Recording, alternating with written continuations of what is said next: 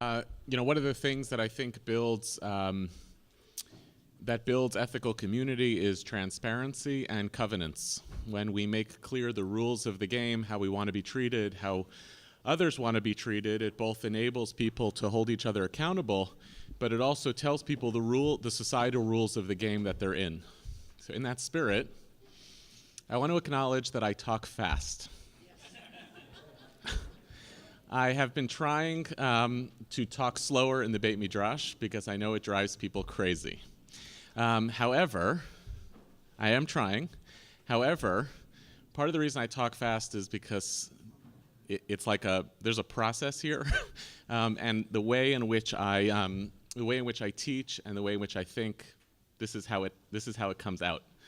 So I will try, but that's also why we have the video, and I suggest if it's too fast, you can watch it afterwards on a slower speed. Which, for those of you who have watched, have used the iEngage videos, you may not know this, but my lectures on the iEngage videos were set at a slower speed. It is what it is. It is what it is. What's that? Yeah. No, it's what it is. Okay, so what I asked you to do was to consider two different ethical frames, the societal ethics and the personal ethics, and the ways in which the question of when is the public square the theater of the ethical and when is the private self the theater of the ethical, as there are two different voices about this in Jewish tradition. I suggested in the sources that there is a little bit of a chronological dimension to how this story plays out, that the biblical texts imagine that where the primary theater of the ethical is the public square, where we are responsible for a public square and therefore much more concerned about goodness and badness as it relates to the general public rather than the private individual, and that the rabbinic shift is the interiorization or the internalization of the ethical from the public square to the private self. Needless to say, and we'll unpack some of this, I think some of this has to do with simply when you control a public square, you are responsible for a public square, whereas the whole rabbinic enterprise is rabbinic Judaism making sense of what does a Judaism look like when you don't actually control your public square. And needless to say, and skipping ahead to the end, the Zionist challenge is about what happens when you once again are in control of a public square and are challenged to think about ethics not simply through the prism of what is the individual good person to do, but in what ways are we actually collectively responsible for a society where Derech Eretz goes from menschlichkeit on an individual level to collectivkeit, if such a thing exists.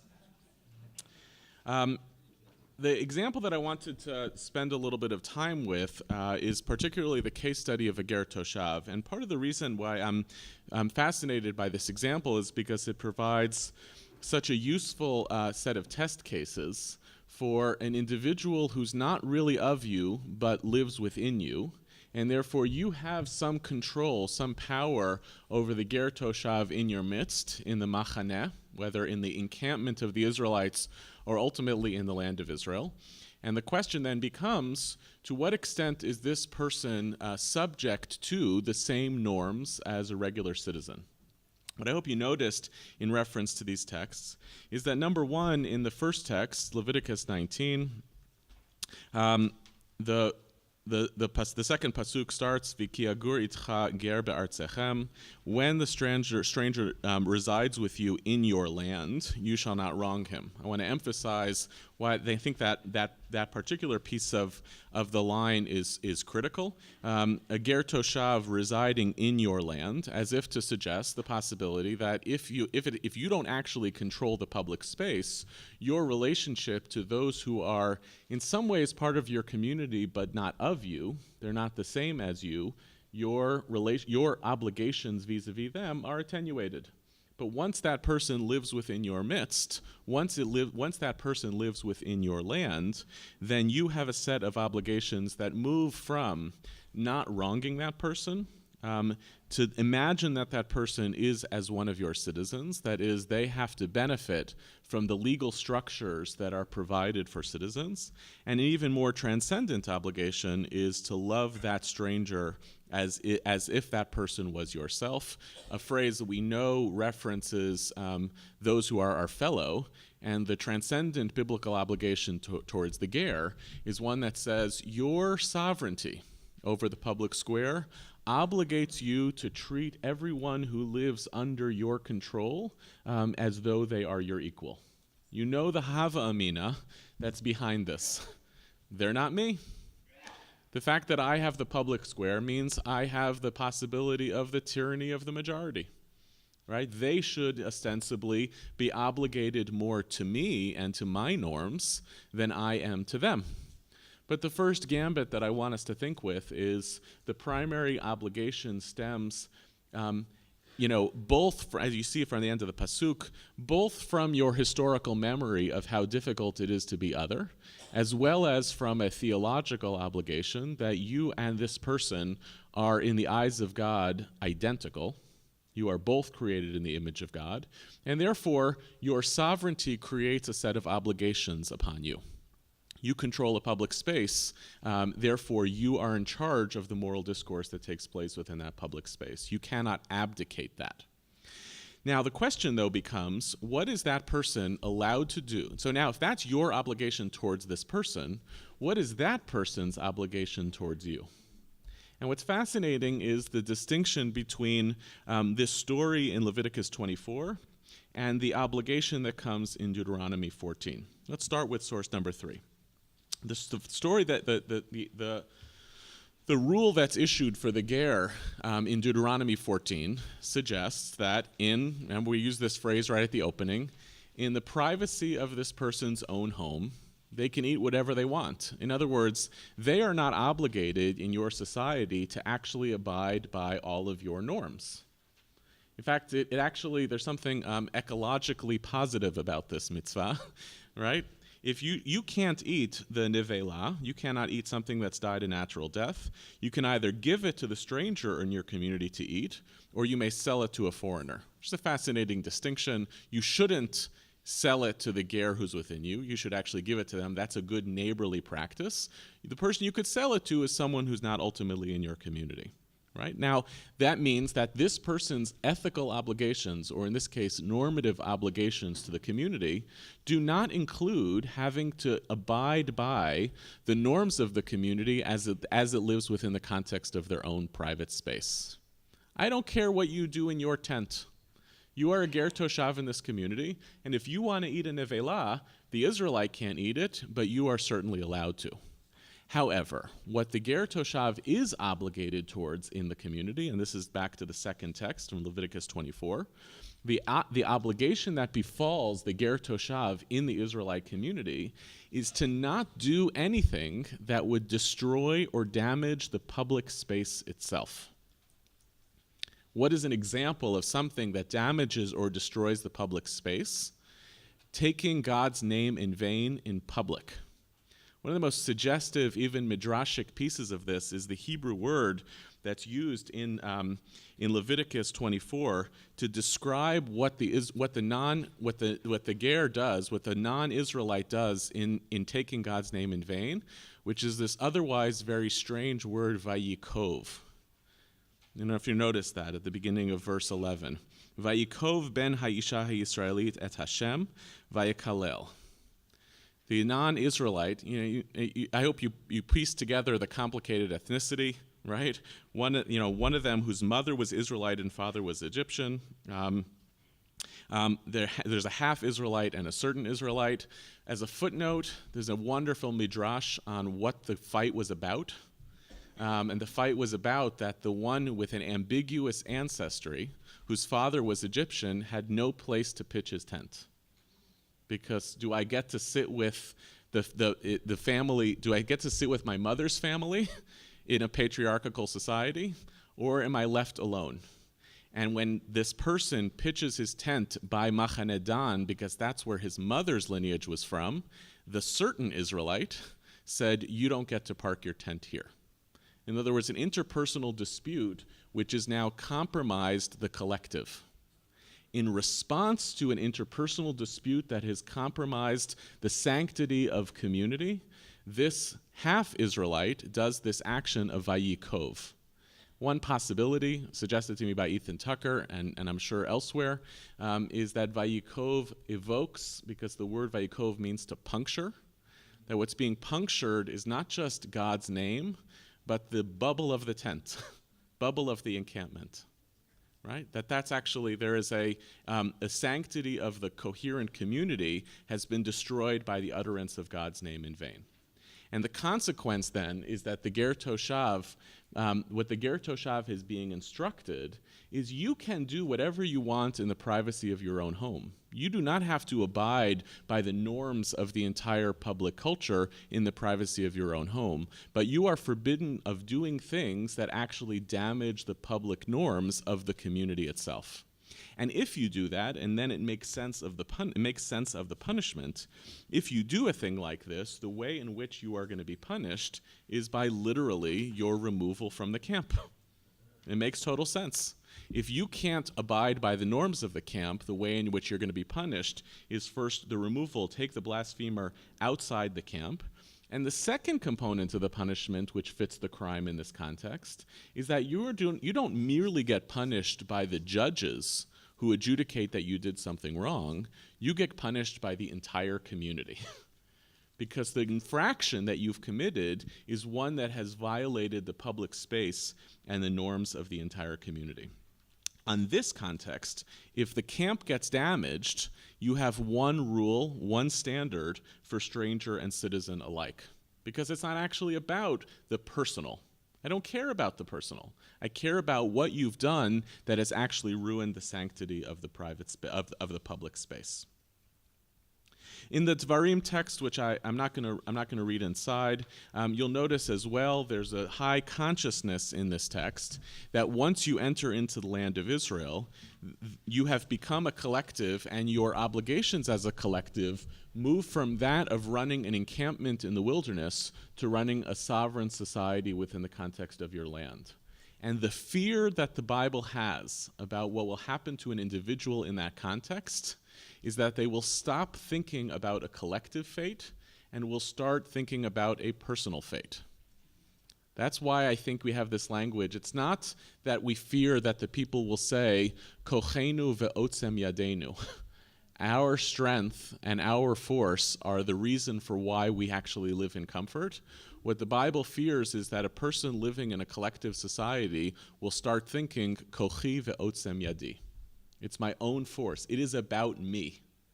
The profound fear that actually living in comfort within a covenantal framework in which the collective actions shape the ecosystem. Remember, if the Jewish people are good collectively, it rains. If the Jewish people are not good, they are punished through the absence of rain. The fear of this text is the internalization, the interiorization, even the personalization of what it means to be a good person or a bad person. And that is much more damaging than perhaps even a collective failure itself. There's so many other examples, and I'd be curious when we get to the Q&A for other examples to this effect. After I put together the source sheet, it dawned on me that the whole Miriam story is a reflection of this as well. Torah doesn't really care about Lashon Hara. That's not really, the issue is not Lashon Hara. The rabbis care about Lashon Hara. What they care about, the expulsion of Miriam is that it compromises Moshe's leadership. Miriam talking about the Isha HaKushit Asher Lakach, which the Torah tells us actually happened. It wasn't that Miriam fabricated this about Moshe. It's that Moshe made certain decisions in his personal life that his sister and his brother considered questionable. And God's punishment to Miriam is the same as the Vayikov, which is if you are damaging Moshe's status within the camp, you need to be punished by your removal outside of the camp. Our main concern, so to speak, is the integrity and the intactness of the camp itself.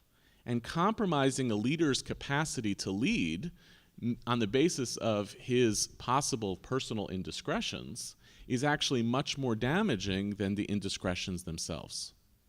I wonder even later in Tanakh whether some other examples like the story of Jonah and even the story of Esther convey that there's an instinct, as you get further and further into the Bible, of the personalization of the mission as opposed to the collective story of the mission.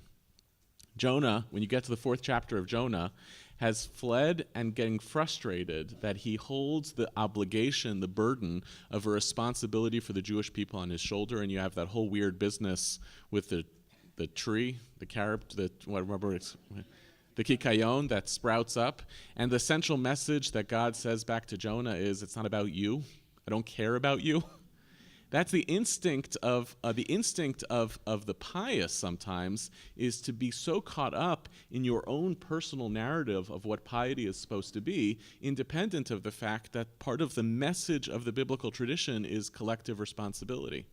That may be also what underlies Mordechai's rebuke to Esther. You think we'll find somebody else. It's not about you. We only have you for this purpose because you're supposed to serve a collective function. And we're going to make you do terrible things, right? Maybe compromise your own integrity in order to be able to stand up on behalf of the Jewish people. You see a mounting sensibility almost by the end of the Tanakh of the gravitation forward, like the bubbling up of personal ethics in response to this overarching story of biblical ethics, which is about collective responsibility. So I want to suggest then that this is this story of biblical ethics, of collective ethics. Imagine that the primary theater of the ethical is the public square, the machaneh, the land, the place in which the collective lives. And it's not, I don't want to go so far as to say that we don't care at all about the individual's personal transgressions, but that the primary concern is that the transgressions don't damage the public square itself, that a leader, that a member of this collective is primarily responsible for sustaining and leading this collective more than being anxious about the nature of their own personal indiscretions. There's a wonderful text also, which I'm happy to send around, that Micha shared with me 2 days ago on this, where the Netziv in Dvarim, in talking at Naftali Tzviuda Berlin, talking about why are there rules that constrain the way in which the king must operate. Not too many horses, not too many wives. It's not because the Torah actually cares about the king's personal indiscretions, but the Netziv has this phrase where he says, for a king of Israel, affairs of the state are sakanat nefashot. Affairs of the state are matters of life and death. And therefore, we have to be cautious around corruption and misdeeds around the state because they have direct life and death consequences for the collective. So I don't care about the fact that the king is a Vildechaya. That's not the issue. The issue is, does the king's corruption actually compromise the capacity of the king to be responsible for the collective? In other words, when you talk about ethics that define a public square, you become implicated as simply a member of that public square by ethical violations of that public square. If and when that happens, whether it's your leadership is corrupt or whether your society is corrupt, a person who lives within this context cannot simply say, I'm going to pitch my tent elsewhere. Your responsibility becomes, how do I change the culture, the public culture of the society itself? How do I change the public policy of a society itself? Because simply by living in it, I am implicated morally in the nature of the society. Let's move to the rabbinic texts. I suggested you look at 2 different moves. One rabbinic move is to negate the public square. And the second rabbinic move was to value or to validate the moral character of the individual. We could try to unpack why the rabbis move from one to the other. I think a piece of it is very obvious. Once you no longer have sovereignty, you're not in charge of that environment anymore. I want to think differently about what the nature of ethics is, and if I can't be responsible for the public culture, by definition, I'm going to put ethical responsibility on the individual self. I'll give you two examples. There are others, obviously, within the rabbinic tradition about this privatization of the ethical. In the first category of recognizing that the ethics of a foreign public square are fundamentally corrupt, and shifting the locus of the individual from being implicated by that public square to being fundamentally separate from that public square. The first text, which I love, I love this Gemara. Our rabbis taught Tanu Rabbanan. I don't even want to read this in the Aramaic because all the Aramaic words are basically transliterations of Greek and Latin words. Those who visit stadiums and witness there the performances of sorcerers and enchanters, or of Buko and Makos and Ludio and Morio and Bure and Skure, and if you want to know exactly what these things are, I recommend you speak to Christine Hayes, who I'm sure knows. These are all, now what's amazing about this Gemara is this is a polemic about going to stadiums and circuses and witnessing all of these behaviors in stadiums and circuses that you could tell the rabbis do not approve of, but the rabbis know enough of what they are to be able to call them by name. That's like, for those of you who are the afternoon session, this is like the rally against the internet that's live streamed, right? That's this. I know exactly what's going on in that public square because I have to know it in order to be able to write a polemic about it. If a person who goes to stadiums and to circuses, Chazal do not say this is prohibited. What they say is this is the seat of the scornful. Right? In other words, I can't tell you can't go there because I don't know why I can't tell you can't go there. I'm more concerned with, this is like a Derech Eretz prohibition rather than a legal prohibition. That's not a place for a ben Torah. I grew up in academic environments where that was actually a common phrase. It's not that you're not allowed to do it. It's just that's not where we go, right? Pasnisht. We are people of Torah, and that is a place that is foreign. And there you see the emergence of this distinction. This isn't the assumption that you are in a public square that you control. That's for them where you should be somewhere else. Right? You should not be in the Moshav Leitzim. Then against those who visit them, Scripture says, happy is the man who has not walked in the counsel of the wicked. From here we infer that these things cause a person to neglect Torah. This leads to Bittul Torah. The fear of Bittul Torah is like the ultimate slippery slope in Rabbinic Judaism. Anything that there's a lot of things that can lead to Bittul Torah. You could attach it to a lot of different things. In this context, that's an obvious example of it's not prohibited, but it's really not what a person of Torah should do. But then the rabbis turn it around a little bit with a different teaching, which says as follows. But the following was said as contradicting the foregoing. It's permitted to go to the stadiums because by shouting one may save the victim. In other words, there may be a possibility of redeeming the ethical in a corrupt public square. The carnivals, the circuses, and the stadiums from the perspective of the rabbis, that is goyim nachas. That's not our place. That's a place that's controlled by others. What is it that why might I go to a place like this? It's not to transform the public culture itself, but it might be to salvage some little bit of morality that I might be able to have some agency over. And in this context, the rabbis give 3 different examples within the next 2 paragraphs about what you might be able to salvage ethically within a public square that you don't control. Possibility number 1 is, the only way anyone would know this is from the movie Gladiator. It's like the thumbs up, thumbs down thing, right? If I advocate on behalf of the victim, I might be able to save the victim. Possibility number 2, maybe I'm allowed to go to the camp for the purpose of maintaining order in the country. Now, what does it really mean, maintaining order in the country? When a Jew goes to a Roman camp, it's not to actually be a Roman senator. That would be conspiring with. It's to be able to advocate for us, right? Then, diplomacy on behalf of the Jewish people might be a legitimate activity that one undertakes. Then you'd be allowed to, right, maybe pretend that you're not really that Jewish, to enter into a foreign public square, a circus, a camp, a stadium in order to be able to advocate for the Jewish people. And the third possibility, which is stunning, is by one might be able to give evidence for the wife and so enable her to remarry. What does this last piece of the text imagine? You, the Jew, are not merely advocating in the public square on behalf in this public square that's not your own on behalf of some forlorn victim. You, the Jew, are the victim. The person who is going to be killed in the gladiator stadium is a Jew. So why would I go to the stadium? Because then I can watch the Jew being killed. This is like an unbelievably devastating text about powerlessness, right? I'm going to watch. I go there to watch and make sure that the Jew actually gets killed so that I can come back to the Beit Din, testify that the person's wife is now no longer married to him because he's dead, and prevent her from becoming an aguna, a chained wife.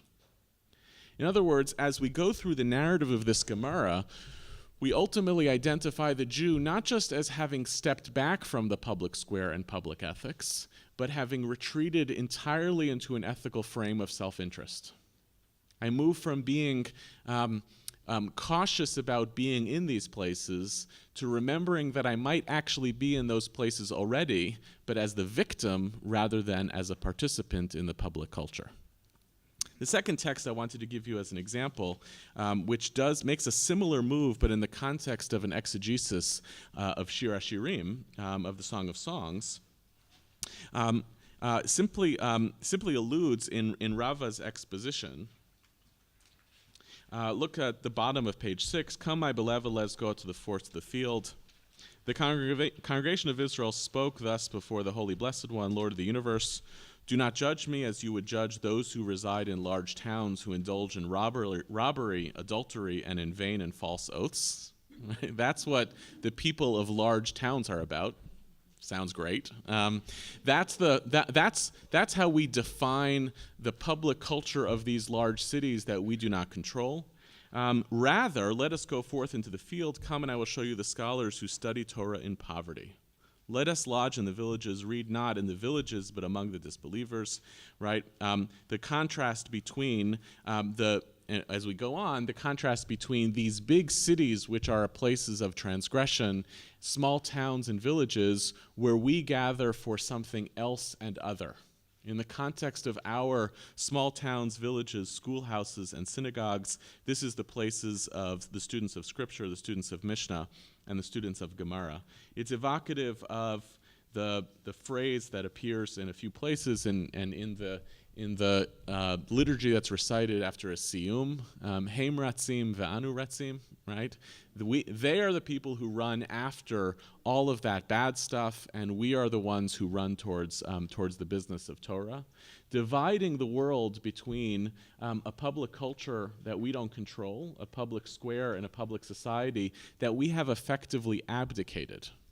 Right? And you read the Gemara in Avodah Zarah that we just looked at. This is not a Gemara that invites the Jewish people to step forward and up front to become citizens of Rome in order to reshape the moral culture of Rome. It is a text that effectively abdicates Rome to what Rome will be and invites us to consider that our moral integrity is shaped by what we are and what we can possibly control. This is a text, obviously, of a subtext of power and powerlessness. When I control a public space, as in the land of Israel, I am responsible for the collective. When I do not control the public space, I look to salvage my moral instinct on the basis of that which I can control, which is going to be in the framework of the domestic, in the context of my home, maybe in the context of a rabbinic courtyard, in the synagogue, in the Beit Midrash, or even in the realm of the individual. The ultimate collapsing from the public square is the focusing of attention, moral attention, not just on my local community, but even on the individual oneself. In some ways, powerlessness demands of us to try to continue to find ways to have some sense of control and agency and power.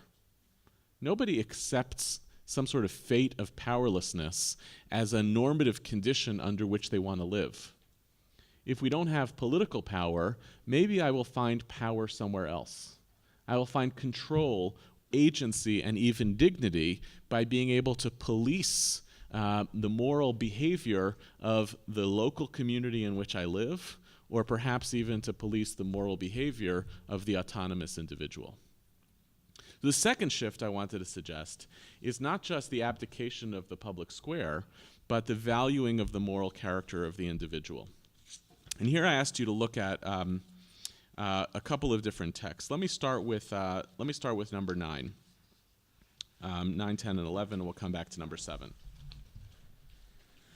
I'm fascinated by this little piece of the liturgy, which I'm sure some of you are familiar with. It oftentimes, if you read the piece in Hebrew by Rav Bick, who says near the end, a teacher of mine from Yeshivat Har Etzion, he says near the end, a lot of people don't know this because since it takes place in davening before Baruch She'amar, it tends to get skipped a lot, but you probably really should say this. It looks like it's really important, and he does a little bit of a history of what the source history of where it might be coming from.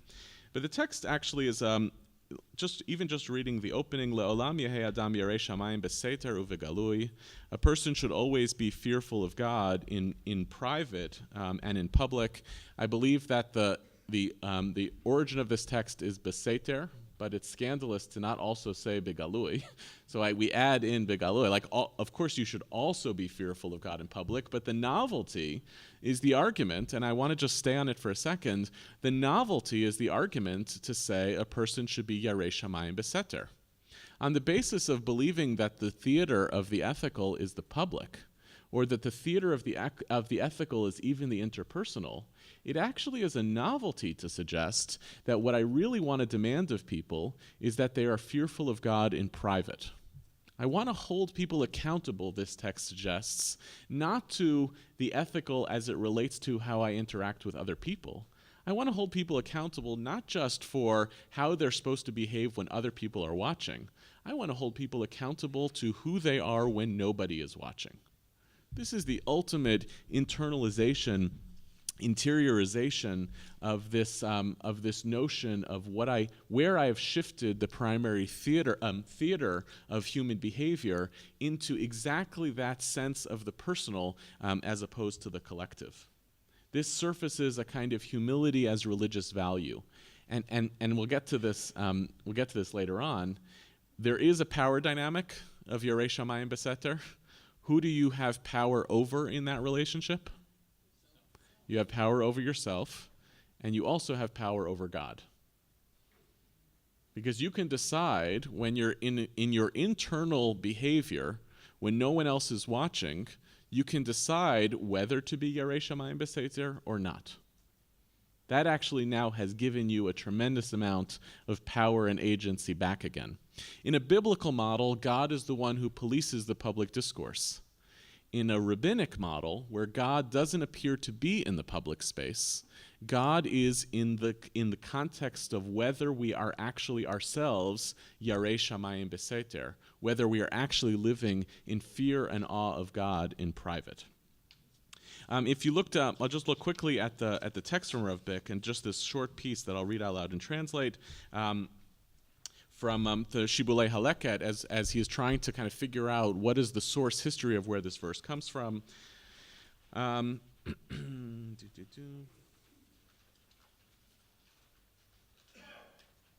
One of the citations that he brings is from the Yerushalmi here, as the source history for this phrase Le'olam yehei adam yarei shamayim beseter. The Gemara asks, Le'olam yehei adam yarei shamayim beseter. A person should always be fearful of God in private. And that's one of the indications that the Begalui part is later, because we have this early citation from the Yerushalmi in which the phrase is beseter. And the Gemara asks, why is it more important that a person be fearful of God in private and not in public? Umeshiv, and they quote from Rav Binyamin, Katav she'ra'u le'amor beseter velo amru ela keneged doro shel shmad. The reason for seter is the reason for being fearful of God in private correlates to a time period of persecution. And therefore, Jews are not doing the kinds of things in public because of a fear of the public square that would make them vulnerable in public.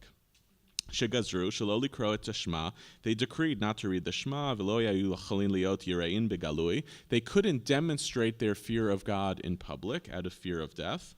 Alkein hiziram, therefore they were warned, vizirzam, and urged them. This is the language of hurried them. Lekabel alehem ol malchut shamayim beseter. The main mantle was to be able to accept the yoke of heaven in private. If I imagine that I am no longer not only in control of a public square, but threatened profoundly by that public square, then where do I redeem the dignity and power of what it means to serve God, but to do so privately as an individual? Maybe in the context of the domestic, maybe in the context of local community, but maybe even just in the realm of moving that theater of the ethical from the public to the private. Demanding of the individual to become the site and the testing ground of whether you're actually a good person. It's not about what you do in public, it's actually what you do in private. To this end, there's this wonderful text in Tana Dev Eliyahu on the same idea of Yarei Shamayim Beseter, describing this in narrative form. There was once upon a time there was a priest. Shaya Yarei Shamayim Beseter, v'chol ma'asav hatovim shaya oseh beseter, who was a God-fearer in private, and all the good deeds that he would do in private. Not because he's not a good person who would do things in public, but as will become clearer in the text, he is living in Babylonia, and therefore into the shift into diaspora, the theater of the ethical has become the private as opposed to the public. When I'm not in control of the public, I can have some control, some aspiration of the ethical that lives in the private. And he had 10 children from one wife, 6 male and 4 female, I think the hero of the story. And each and every day he would pray and prostrate himself and beg for mercy and lick up dust with his tongue in order that not one of them would commit a transgression or some other befoulment. Right? This is the nature of his humility of Yarei Shamayim Beseter, is his prostrating himself, reducing himself, his acquisition and performance of humility as a central religious value, and the begging, the hoping that this would have reward and consequences as well for the members of his family. And they said that not 3 years had passed before Ezra came, and the Holy Blessed One brought the Israelites out of Babylonia through him, and that priest among them. And that priest did not pass from this world to the next world until he saw high priests and young priests from the line of his children and grandchildren for 50 years. And after that the priest died, passed into his world, and about it is written, trust in the Lord and do good. B'tach b'Hashem v'aseh tov. Take delight in the Lord, and he will give you the desires of your heart. There's a certain teleology of the private ethical. The private ethical imagines that when you're not in control, this is the best way to be a good person. This is the best way to be pious, but that there's a shift possible. Those who are privately pious in periods of powerlessness, that alliteration just happened, I promise. Those who are privately pious in periods of powerlessness ultimately become right, rewarded with public leadership in eras of sovereignty. Right? Because his grandchildren and grandchildren don't just live and survive, but they become high priests. The high priests are the ones who are the custodians of the moral and religious character of the people once you are once again in control of the temple in Jerusalem. This text imagines, okay, when I can't be in control of the public culture, the best way for me to live as a good person is with this kind of humility, this shval ruach, this self-negation, right, in private. That privacy, that cultivation and valuing of privacy is the vehicle for my legitimacy. Now go back to source 7.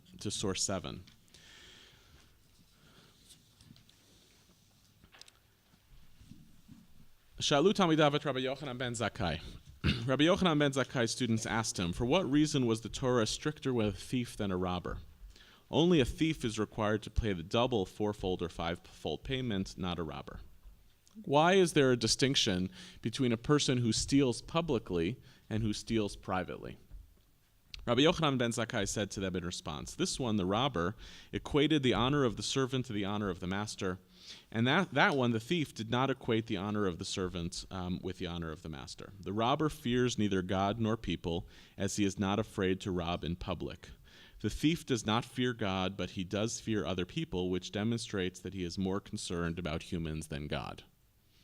What I love about this text is what Rabbi Yochanan ben Zakkai is effectively saying is, I have a begrudging respect for a person who is that chutzpahdik, right, to do something in public, because it shows that they don't differentiate between a lack of shame in front of human beings and a lack of shame in front of God. I have a begrudging respect for that. But if you are hiding from human beings, but you think that you are hiding from God, you are functionally a blasphemer. In other words, when the shift of the rabbinic ethics becomes to the domain of the private, we become anxious that people who violate the norms of the ethical in private are actually godless. That's what happens. If the primary domain is to hold on to some ethical fiber, some sensibility of what it means to be Yarei Shamayim Beseter, and you are willing to forego that, then it shows that you are more fearful of being shamed in public than you are of having some sort of ethical foundation. You've abandoned that ethical foundation entirely. I'll give you one other, go down a little bit, as Todd Nebright, the Rebbe Meir, said, to illustrate the severity of a thief over a robber. As per Rabbi Yochanan ben Zakkai's explanation, they stated a parable in the name of Rabban Gamliel. To what is this matter comparable? To two people who were living in the same city, and both of them prepared a feast. One of them invited the people of the city to his feast, but did not invite the king's sons. And the other did not invite the people of the city, and also did not invite the king's sons. Which of them deserves a greater punishment? You must say it is this one who invited the people of the city, but did not invite the king's sons. Why are you scared of people and not scared of God? What is it that you have done to imagine that in the arena where you have power and agency, you have expressed that power and agency over God, as opposed to actually turning that power and agency into a vehicle for humility? I want to consider one of the most powerful texts that I know, which I think is one of the consequences of this theology, which is Mishnah Chagiga 2:1, which I've studied with the RLI groups. I know for a couple of summers, but I just want to. There's something very weird going on in this Mishnah, but I think it's consistent with the argument that I'm trying to suggest. An awareness in the rabbinic tradition that the primary discipline that one has in the private, the primary discipline is Yirat Shamayim. That's what character education looks like for the powerless. If you look at source 12 in Mishnah Chagiga, we're not going to do the whole context of of the questions and the problematics of what's being worked on here in this Mishnah around what you can study, what's dangerous to study, and what are the rules and norms of how it's meant to be studied. But Ein Dorshin Ba'arayot Bishlosha, you cannot expound on the laws of forbidden sexual relationships in groups of 3, nor on the account of creation before 2, nor the divine chariot, the Merkava, alone, unless a person is wise and understanding from his own knowledge. I'm going to stay on the third part of this sentence about the fear of studying something esoteric on your own. You shouldn't do it alone unless you are wise and knowing, right? Ela haya chacham u'mevin mida'ato. If you're capable of understanding it, then you can do it alone. But maybe part of the message of this text is if you think you're a person who's chacham u'mevin, that you can do it by yourself, you're not. But a cautionary tale about what happens when one goes, and this is the key point, the cautionary tale about what happens when an individual goes in search of the esoteric, that is to say, in pursuit of God. In the context of the personal and individual, pursuing the esoteric, pursuing God. What is going to happen? I think the next 2 lines in the Mishnah are the warning of what's going to happen to an individual who goes in search of God, and how should a person act when that encounter takes place. This is why this feels relevant to me, because it goes to the question of the posture of the powerful individual in a framework of Yirat Shamayim and the amount of power that that individual holds in that moment over God and God's self in the context of that encounter. This is a warning text. The first warning that the text says is, anyone who looks into these four things would be better off had he not come into this world. Malemala, malemata, malifnim, maleachor.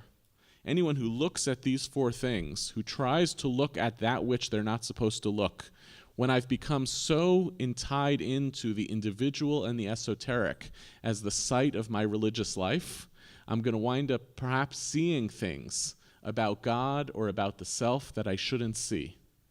Look carefully about what you're looking to see. Be cautious that you might come to encounter something that is going to make you regret what it means to have been born. And then we get this staggering last line, V'kol shelo chas al kvod kono, ra'ui lo shelo ba la'olam. Anyone who is not sympathetic, has no consideration for the honor of his maker, it would be better off that he not had come into this world. What's going to happen? In the Yarei Shamayim Beseter means that you are in relationship with God in private. It's only you and God. You may experience in that conversation with God, God in a place of vulnerability. If you come into conversation with God in a place of vulnerability, that means that you are the powerful one in that relationship. Be careful.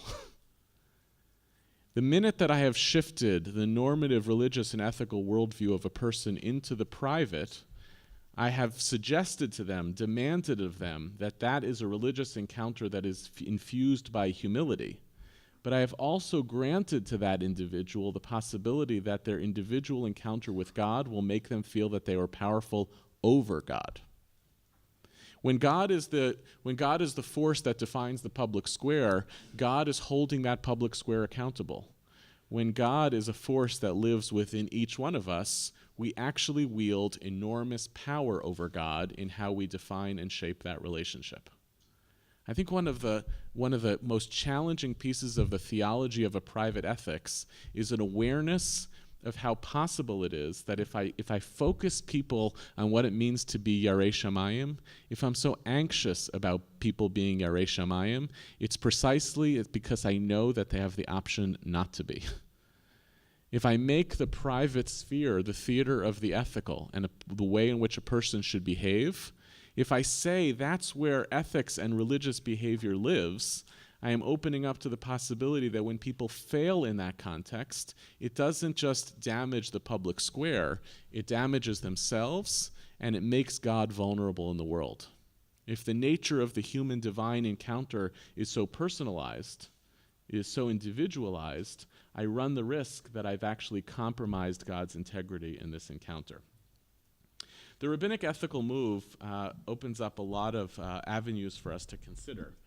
So much of that comes out of the privatization, the internalization of the ethical and the religious defines a lot of how we think about character education from a Jewish tradition. Reminded of the Musar movement, right? Of focus on self-refinement, moral self-refinement as spiritual exercise and spiritual discipline. That is a direct consequence of this, on one hand, abandonment of the public square as the theater of the ethical, and at the same time, the embrace of the private self as the place in which human beings become religiously and morally refined. This approach towards moral education and character education also grants people agency again, right? You can control something. Part of the reason why I think the carnival, the stadiums, and the circuses are so threatening to rabbinic Judaism that demands this type of response is because what is it like to be a person in the world with a religious and moral vision about the world, what the world is supposed to be, but no agency and power in which to be able to bring that about? If I can't change that, where is the place in the world that I can actually change? If I have no ability to influence the public square and the public culture, then I also have no accountability to it. So I can think of it, I can be very derogatory towards it, and I can also look for a place in which I can actually do something. And maybe that can be in community.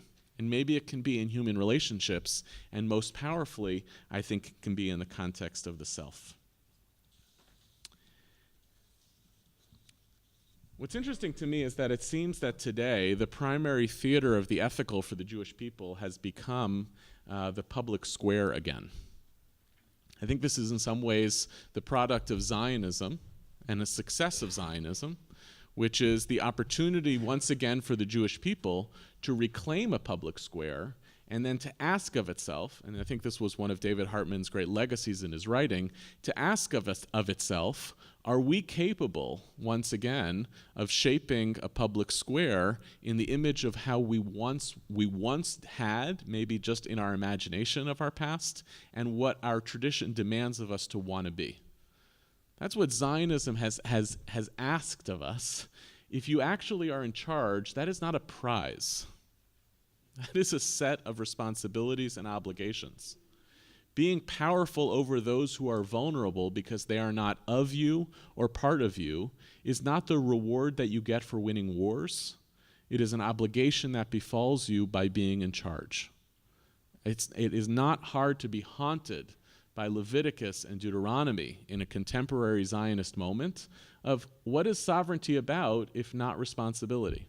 What does it mean for the Jewish people to return to a land that we fantasized about, but which actually told us, the very text that motivated our fantasies to return to this land told us that if we act in this land in ways that are equivalent or worse to the predecessors who were the inhabitants of this land, you will get spun out of it, ejected out of it, the way that God ejected those nations out in order to grant it to you. The overwhelming responsibility of Zionism is the shifting back into the theater of the ethical that is in public, right? And therefore, Jewish ethics that live in Israeli society are so much about public violations, public challenges, public trusts, than they are in the realm of private ethics and private morals. The weird thing is, I think American Jews are doing the same thing too. This is what I've been trying to make sense of over the last number of years. And maybe it's because the American Jewish experience is starting to violate all of the norms of diaspora experiences of the past. When Jews thought of themselves as other, different, and alien from their public culture, and therefore worked very hard to preserve a moral integrity of communities or individuals as divorced, as disconnected from the moral public culture of the societies that we live. I don't think American Jews are doing that anymore. I think overwhelmingly, this is the weird thing, American Jews have become Zionists in America, in which at-homeness and homelandness means that we integrate our theory of what it means to be Jewish with the very at-homeness that America has made possible for American Jews. Maybe the weird problem between American Jews and Israelis and the distancing from each other is not that American Jews are skeptical of the Zionist project here, but they've found a different place in which to play it out. What's unbelievable to me is that both on the right and on the left, the moral discourse of Jews within Jewish life is this kind of public square morality. When Jews fight in public about American domestic politics, it is the advancement of two different moral visions for American society that are deeply rooted in Jewish values and trying to express themselves as discourses of power and responsibility. If we are at home in America, one side says, right? If we are at home in America, we should be strongly advocating for the immigrant, for you were once an immigrant in the land of Egypt, for you were once a stranger in the land of Egypt. Or another side argues, if we are at home, shouldn't we be responsible for promoting a version of Jewish values in the context of abortion policy, marriage policy that actually correlates to our religious understanding of what Jewishness demands of us? If we actually believe that we have a halachic responsibility towards our positions, why should I abdicate the public square and live entirely within the private sphere? What's extraordinary is that almost the entirety of Jewish moral discourse that takes place in America among American Jews takes place in the public theater rather than in the private theater. The great debates about ethics and morals in Jewish life today are in public policy. There are three pretty big consequences of this. One risk of this is that when morality is in the public domain, it's going to make the public domain, by definition, more contentious. The stakes of moral debates are enormous, and interpersonal or private or the spiritual actually becomes quite trivial. What I mean by this is, if Jew A and Jew B, who vote differently in the ballot box, understand themselves to still be living Jewishly within the domain of the private and consider themselves other from the public square, their relationship to each other is going to be more important than what happens in the public square. However, if I have taken my Jewishness and make it a campaign for the public square in America, then I can't imagine ever staying in community with those Jews who I think of as having a different vision for that society. When public disputes wind up producing totally different moral visions, we are fighting for our lives and we are fighting for our Judaism. The second consequence, which I think is happening as well, is that as Jewishness leans into the public square, everything Jewish becomes about public life. Yeah, you can still go to shul and daven in some places, but how many of you are experiencing this push, this burden that maybe comes from the people, and maybe it comes from you, that to be a rabbi means to have a lot of opinions about a lot of different political issues? That's what it means to be a rabbi. Not about personal spiritual development. That's like extracurricular. But if you're not doing the work of the political, right, then you're not doing the work of the rabbinate. Well, that is a rabbinate from the book of Leviticus and the book of Deuteronomy.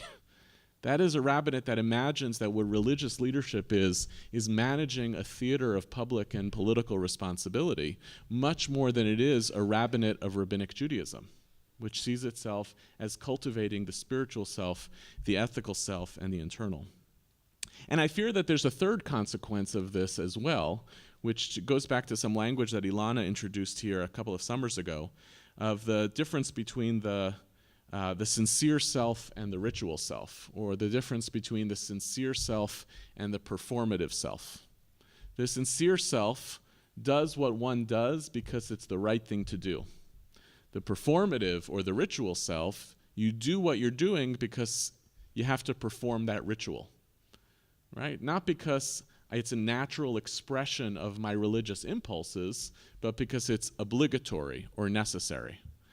And one of the things that I think all of us are experiencing is the rise, the triumph of the performative self. Because if Judaism is the work of the public square, I have to be constantly in the business of showing myself as operating in the public square. This is becoming an untenable position for so many rabbis who I know. Some rabbis like it. That's okay. There's also become an untenable position to demand that every rabbi is responsible for Machaneh Yisrael, for the encampment of Israel, which in the American context means not just the Jewish people, but America. In the Israeli context, this is true as well. What does it mean to be an Israeli rabbi today if you're not accountable for the society?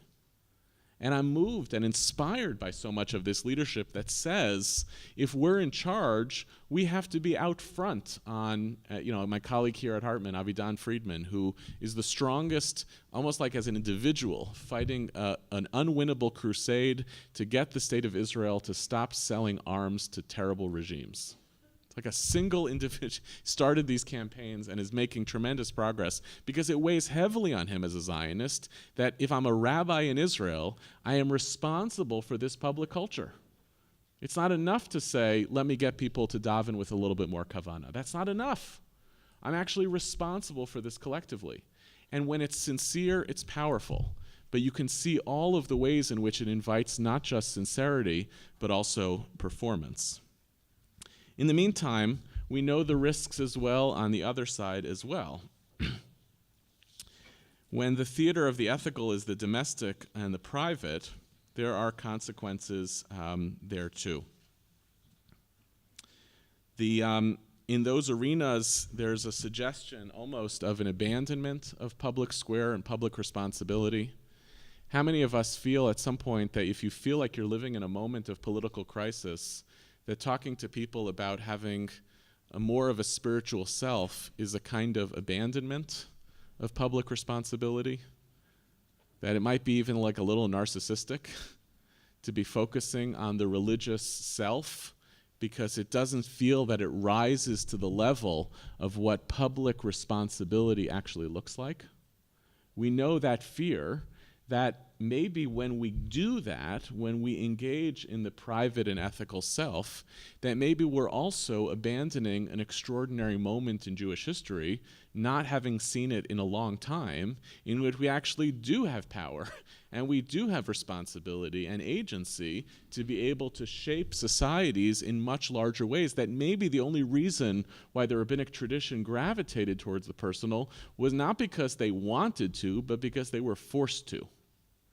That maybe we're being asked to challenge the normativity of a rabbinic tradition that we have inherited over 2,000 years, and to ask whether it's time to rehabilitate some of the possibility that's invited by the biblical paradigm.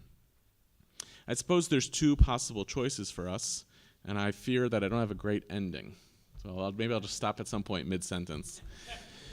I suppose there's two possibilities, neither of which is perfect, one of which is to make firm choices, to decide that we are at a moment in Jewish history where we have decided to acknowledge that the theater of the ethical is the public, that the business that we are supposed to be in as rabbis, as educators, as scholars, as communal leaders, is entirely there, to fight on behalf of the ethical visions for societies that we want, even if it comes at the compromises that I spoke about at the outset of the shiur to the dimensions of personal integrity.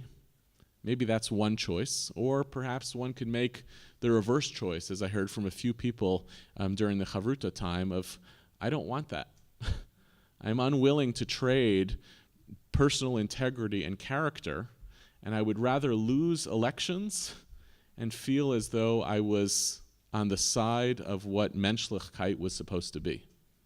One option before us, I think, is to be stuck with this tension between the societal ethical and the personal ethical, and to make choices. I think that's already, by the way, happening. The other choice is to try to figure out, and here I don't quite know how, what it means to actually be simultaneously the inheritors of a biblical tradition and a rabbinic tradition. Knowing that we do sometimes have to make choices, knowing that inheriting the biblical tradition means that you have to be comfortable with Miriam being banished from the camp for saying something about Moshe's integrity in which she might have been right. And at the same time, knowing that the inheritance of the rabbinic tradition requires of us to recognize that we're not fully powerful and don't have total agency, and to value that religious self. I like the idea, obviously, of synthesis, of living with both of these paradigms. I am thrilled by the idea of living at this moment in Jewish history in which we can be actually recipients of both a Torah of societal ethics, in which we have power to actually play it out, as well as to be recipients because simply the sea of halakha has brought us to this place of a rabbinic tradition that challenged us to also take personal character, yirat shamayim, the private sphere, seriously. I feel obligated and burdened by both. I notice the tensions between them, and I'm looking for ways to try to figure out how to harmonize them. Thank you.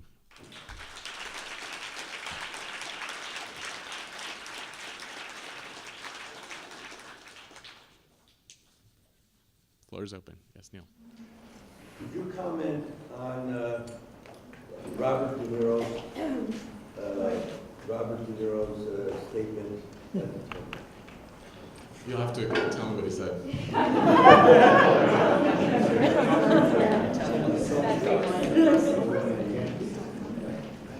He told the president to be a fruitful multiply, but not those words. By himself. By himself. By himself. By himself. Yeah, I think, Look, there's a large. Let me amplify the question, if that's okay. There's a hugely interesting conversation taking place in American politics, which is about if you are confronted with something or someone who you feel has been incredibly corrosive of the public culture, who has been corrosive of appropriate language in the public culture, and who plays dirty. Is your responsibility in the moment like this, I'm giving the most generous read of Robert De Niro's comments, is your responsibility in a moment like that to respond in turn with the language, the corrosive culture, and the dirty politics? Or is your responsibility to shift away from that and try to model something other, even if by modeling something other, you actually come across as weaker? As weaker. And look, I'm thinking about this a lot. I'm thinking about it when all of these examples of like people throwing food at Trump administration staffers or kicking them out of restaurants. And there's one of these examples like every day. I think, push comes to shove, I don't think I want to be defined by somebody else's moral instincts. I don't think I do. And I don't have to applaud or you don't have to boo. I don't think that that's what the language of rabbinic tradition said to us is you are responsible in a deep way for your own moral character. And playing on the terms that are created and constructed by someone else might ultimately make you feel good and gives you validation, and it repatriates that which you hate it gives it back. It might even be an effective political strategy to win. Maybe there's such a rise of anger and hostility that being angry and hostile back is electorally useful. If I have to choose, I'm not going to do it. And maybe it means accepting losing, but I'm not going to do it. Yes, Sarah. I'm wondering if you could see the Kabbalistic tradition as trying to synthesize the biblical and rabbinic models where, like, an individual who performs a certain ritual theurgically, like, enacts a certain coherence in the Godhead. And it's like this idea of kind of like a microcosm and macrocosm that could kind of create that synthesis. So if that could be one way. So I want to learn more about that. Not really a Kabbalah guy. But I think I would want to also interrogate the politics of what that move is trying to suggest. Of what is it about to say when you act in the personal, you create possibilities that are beyond you, and whether that's movable from the theurgic, as you talked about, to the actual known world. In other words, is there a version of that Kabbalistic sensibility which says, if I act like a mensch in my personal interactions with people, then the society, not the Godhead, the society itself is actually transformed by the single individual? And maybe the answer is yes, but I don't know. Yeah, Abby. I'm expecting it to be in, but it wasn't. There's several places in the Gemara where there's almost the polar opposite. But then I'm thinking if someone wants to say, but it's Rosh Chorim, there's like it's one place in the Gemara where it says that if someone wants to go sin, they should put on black clothes and go a place where no one knows them and go sin over there, which is kind of suggesting that if the Jew wants to do that in private. And I was wondering if you left that, and there's a few other things like that, suggesting that if you are going to do something bad, do it in private. And I was wondering if you left that unintentionally, or... Yeah, although I think the question is about there are other things in the Gemara, there are other places in the Gemara where there's a suggestion of some, like the example of a person who wants to sin should put on black clothes, go far away, and sin in private as opposed to sinning in public. And that would read as opposite to this thesis. Did I leave it out on purpose? Yes. Yeah. Yes. Look, I think there's a whole other layer of this, and you hear it in some of these texts, which is not about public culture and private culture, but is also about cultures of shame. Because I think actually, even in that Gemara, the assumption is, I know you're gonna sin. At least experience the burden of shame alone. Right? And therefore, yes, it is actually a violation in some ways of Yerei Shamayim Beseter, but there is a desire maybe it's a desire not to puncture the local community in which you're in, but it also is a desire so a person should recognize when they're doing it that they should experience some sense of shame as a result of doing that. Yeah, Arnie. Could you offer some clarification of how you're reading the Hagiga text? My question specifically is, talk about when a person goes off to seek God on the individual level, that they can shift the relationship between them and God so that they become more powerful than God in that relationship, they reveal God's vulnerability. Is the concern that they would then make their own personal moral calculations, that their behavior, that because they in essence are their own superego, that they define the good and the right? Is that your concern? Or is there something else going on? I think that's one piece of the concern. I think that the way that I make sense of this text is when in the biblical imagination, the people are held together by a framework in which God is present or ambient. In the rabbinic imagination, there is a constriction of human ethics to the personal, and there's also a constriction of the divine. In other words, I'm encountering God on a personal level as opposed to on a communal and a collective level. And what happens as a result of that is that when I encounter God in a moment like this, I put it like this: if I have personalized, the more that I make ethics about myself and my definition of how I'm supposed to be in the world, the more I allow for the self to triumph over the good that's supposed to hold me accountable. That's what we all do in our own personal, in our dark places. We rationalize. We make sense of why even our bad instincts are basically legitimate. That's like the humanistic version of what it means to lo chas al kvod kono. You're alone.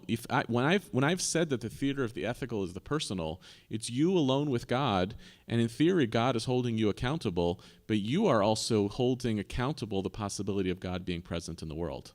Be careful with that power, right? That's what I think I'm trying to get at. Yes. Eric. Part of the private-public issue, I think, that we're seeing in America is that things that used to be said in private because there was a sense of shame to say it in public, people are feeling a greater license to say those things in public. Whether it's racism, misogyny, anti-Semitism, all forms of hatred. And so how do you meet the creeping acceptance of that kind of language? Sort of you push a boundary, you see you don't have a response. This is great, I can now have this conversation in public. What's the role of positive public shaming and bringing our personal ethics out into the open to meet that? I think there's probably a more delicate way than we have figured out how to do to differentiate between trying to police our public square to be a moral place versus being critical of the moral failings of our political opponents because it's politically useful. That's where I think this has become a little bit broken. The best example to this effect is the anti-Semitism thing, right? In which anti-Semitism in America has become a partisan football that the American Jewish community is playing with, and I think this is a colossal disaster, right? Which is to say, the anti-Semites who I am going to call out for their anti-Semitism are those who are on the other side of the political aisle, because it's inconvenient for me to actually call out the anti-Semitism that's on my side of the political aisle. Once I'm in that business, I'm not actually calling out anti-Semitism. I'm not policing the public culture or the moral discourse. I'm actually just trying to win an election. So if I want to really do that, if you want to really do that work, and it's very hard to do because some of the people who are most out there in the public culture and many of our leaders are both trying to win elections and also trying to be public moral voices. But I think we have to figure out how to differentiate between the two of those, and it might mean building the kinds of coalitions around morality that you would have to make together with people who you find to be politically problematic. It means drawing a very finer tuned distinction between what we call the moral, the political, and the partisan. And that collapsing between those makes it really difficult to actually root out a moral culture that you find problematic. Because ultimately, if the only people who are your allies around a certain type of moral turpitude are people who are your political allies, then you may have started with good intentions on this, but you're basically playing color war. And then we're not actually in the business of correcting a moral culture. You spoke about, very eloquently, about the phenomenon of American Jews not rejecting Zionism as Zionism, but creating it in America. Can you talk a little bit about the idea of one of the differences being when you are only 10% or less of a country, expecting people of other faiths and cultures to see the same vision? We have Ger Toshav, other cultures may not. So what does that mean for public policy, trying to shape public policy in our view of our religiosity? And is that any different than other people trying to shape it in their view of religion? It's a great question. I don't know, because it's actually a very weird behavior by American Jews. The idea that we would really, and I in some ways embrace this because I live in it and I'm a part of it, the idea that we would imagine ourselves as basically sovereign, not just as citizens in a democracy, who is the sovereign, but Jewishly. That we are Jewishly sovereign and therefore we can advocate for Jewish values in the public square is actually weird. It's somewhat unprecedented, I think, in Jewish history, and I don't totally know the answer of how to do it, but notice the way that it's happened. Notice the way that a number of Jewish organizations pivoted in the past 20 years from being focused on Jewish interests in America to being focused on the public square in America from a Jewish lens. That is a language of ownership and accountability and responsibility. Now, how do you do that when you're actually a very small percentage of the population? So one way to do it is to say you're actually not that small of a percentage of the population. It just depends on how you count, right? And that there's a theory of, I know it's being recorded, but you say things out loud and it sounds like you're an anti-Semite. There is actually a lot of Jewish influence in America, independent of the actual numbers of Jews in America. So someone might say it's an enormously Jewish country because of the ways in which Jews have become, have culturally, politically, sociologically, ethnically penetrated into American culture, and therefore it's perfectly legitimate to say that American concerns can be talked about as Jewish concerns. The best example, of course, is that regardless of who won the election, Trump, Sanders, Clinton, you have Jewish grandchildren in the Oval Office, and as a result, Jewishness was never a feature of a presidential race when, by all logic, had it been one of them and not others, you would have imagined that it would have been a bigger story. What's actually become evident from the Trump victory is that there's a different theory of how Jews should be politically active in America, and it's now empowered. There was a different theory of how Jews should be politically active in America, and it was empowered during the Obama administration. So the point is, everybody is playing with the same thing. They're actually trafficking in the same commodification of Jewishness as a discourse for public culture, and I don't really know how it ultimately works. Yeah, Aaron. I think I might be picking up a little bit on what Abby had raised in the question, and that is there are some very clear categories that we didn't touch upon, Barhesia, Rishut Arabim, Rishut Yachid. I'm wondering if you can speak to that and the ways that maybe some of these categories might layers of nuance to this public-private distinction? Yeah, so I think there are maybe intermediate categories, right? Reshut HaRabim, the public domain, the private domain, Farhesia, even I referred to before, like the Chatzer HaMeshutaf, a shared courtyard. And I understand that the dichotomy that I'm constructing is a very rigid one between public or societal ethics and private ethics. If it might help even clarify more to, instead of talking about public ethics, to talk about sovereign ethics.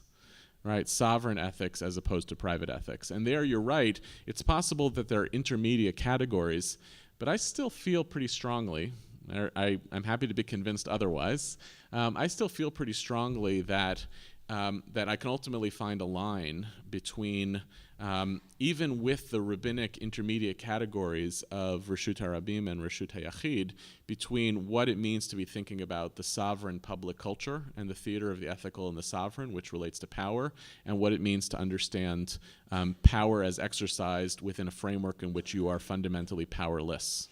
In some ways, part of the whole language in rabbinic, and as I understand rabbinic culture, around constructing power in limited environments is precisely because you're conscious of the ways in which you're not actually powerful over a sovereign culture. So it remains to be fixed and nuanced, and I think this is a heuristic that I hope is somewhat valuable, but it can definitely be fine-tuned. Yeah. Right. You draw the distinction between the biblical framework and the rabbinic framework based on power and sovereignty. But another big change we've seen from a biblical framework to the rabbinic framework is the rise of empire, right? The Jews living in a biblical framework had a very limited field of vision, right? They basically just saw the machane, and they knew that there were some other peoples out there who had their own machane. But once you were living in empire, you just had a much broader sense of what this empire might have been doing, right? And so there's a much broader horizon. And so thinking about where we stand now, we as Jews in America, and certainly here in Israel, have the sovereignty, or a taste of the sovereignty you're talking about in the biblical framework, but we're also operating in vastly more complicated arenas, right? For any of us at any given moment, we might have a public ethical question presented to us from our local community, our state, the nation of the United States, the nation of Israel, kids in a cave in Thailand, anywhere else in the world. And I wonder, one of the ways in which the retreat into the personal piety is a response not simply to a lack of sovereignty, but simply a recognition that you can't operate in all those arenas at once, no matter how much sovereignty you have.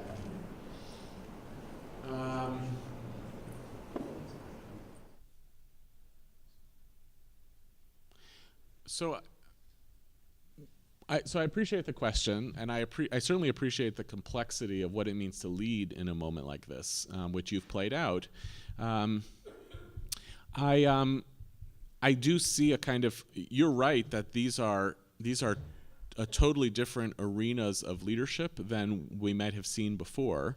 But it's also true that there is a collapsing of categories that takes place in which every form of those that you played out are thought of right now as arenas of Jewish leadership in America.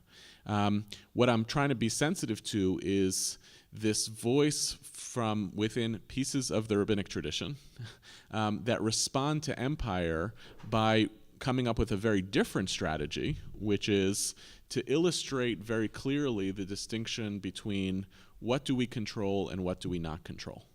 That, the text from Avodah Zarah, one of the other consequences that it does is it says we have to be really rigid at policing the domains over what we do control and don't control. So even if you're right, there's not just this domain and that domain, but there are 4 or 5 different layers of this.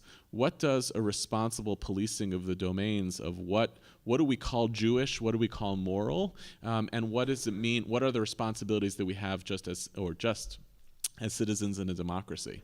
What's so confusing, I think, to me, to many others, to Jews in America, is which of these are Jewish now? What is Jewish about any one of these responsibilities? Why is it incumbent on every rabbinic organization to issue a statement on every political moment? I think that's a product of enormous category confusion. right? And I'm looking for some balancing, some retreating between, if we're going to do that, let's figure out what are the domains of the sovereign for which we are responsible, and what are the domains of the sovereign that we're not, and what are the domains of the personal, of the spiritual for which we are responsible, what are the domains that we're not. I'm just finding that it's become more collapsed than is fundamentally useful. Yes, Andy. Hi, thank you for this, it's been great. Can you talk a little bit about maybe you have an Eitzah Tovah for the times when we do want to be making those statements because we feel like our ethical voice as a rabbinic community or as a Jewish community needs to be heard, but we live in diverse communities, just like Hartman's diverse, and our shuls aren't all of one voice. Lemashal, for me, Hayas is a great organization. We put out some of their papers, some of their to-dos, and I will routinely get back nasty comments from congregants about they're not a Jewish organization, they don't deal with Jews. So that balancing between we're so diverse in our communities, so when do we choose to kind of speak up and speak out, knowing that our communities, both our rabbinic communities or our own shul communities, may disagree with the majority voice, or even if it's not a majority voice, with an ethical position? So, recognizing that there are a lot of people in this room who are in this business of trying to help rabbis formulate political voices, these are my own comments, and there's a lot of wisdom in this room from many of you. I would say a couple of things, and this is just, free advice, so take it for what it's worth. One is, I would just ask a couple of questions before publishing anything. One is, what of what you want to say can actually be heard by the people who you're trying to reach, right? And if it can't, and if it is merely the performance of something because it's important for you to be associated with it, then it goes to that sincere self, ritual self thing, and it might not be that useful. It'll make you feel good, but it might actually be that useful. A second is, what is the way in which it can be said that will be both authentic to you, authentic to your role, and authentic to the issue? Those are actually really different set of considerations.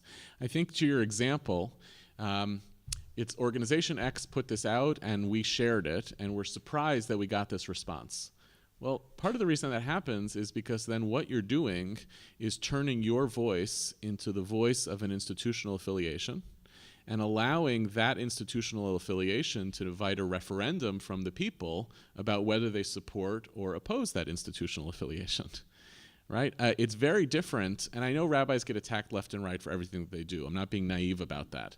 But it is very different to say, here's how I understand my religious obligations, my spiritual obligations, and my communal obligations, and this is how I want to push the community towards a particular issue, than it is to get a mailing from an organization and to repost it. Because then you are effectively abdicating rabbinic voice and exchanging it for institutional voices. And I say this as an institution that puts out materials for rabbinic use. But I would actually be much more, I would find it much more fulfilling for rabbis to take stuff from the Hartman Institute and put it into their own rabbinic voice. Honestly, I don't care about crediting the Hartman Institute. Put it in your own rabbinic voice and find ways, because you're much more effective communicators with the people who care about what you have to say than the institutions who are not interested in your people. They are interested in the message that they're trying to promote. The moment for rabbinic authority right now is enormous. There's a huge opening, but what it means is instead of kind of hiding behind the strongest articulation on a political issue, there's a moment now to be rabbinic, which are interpreters and inheritors and transmitters and teachers and translators, all of those activities in which you know what can be heard by people and in what voice it can be heard by people, much more than the political causes that are trying to advance those positions. And the third thing I would say is pick your spots. This is the biggest piece. I think it's over. I think what we're living with now in this political moment is so overwhelming. I think there are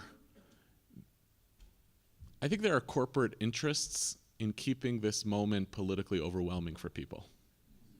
Media, social media, right? That's that. You know, this is Micha's reference to Micha's comments a couple days ago on technology. Consider carefully where are the places where you could move people, where it matters the most, and where your voice becomes salvaged because it doesn't become either redundant or shrill. And that's also rabbinic work. You know, we have all these images in Chazal of sages as collectors, right? Capable of figuring out where they can be effective, how they pick up pieces of Torah, how they move them out into the world. Picking your spots is also a means of also validating your own dignity, that you are not a transmitter of other people's stuff, but you're a careful selector and a careful teacher to be able to create the culture that we want. So I'm going to stop there because we're going to have to take a break. Thank you, everybody.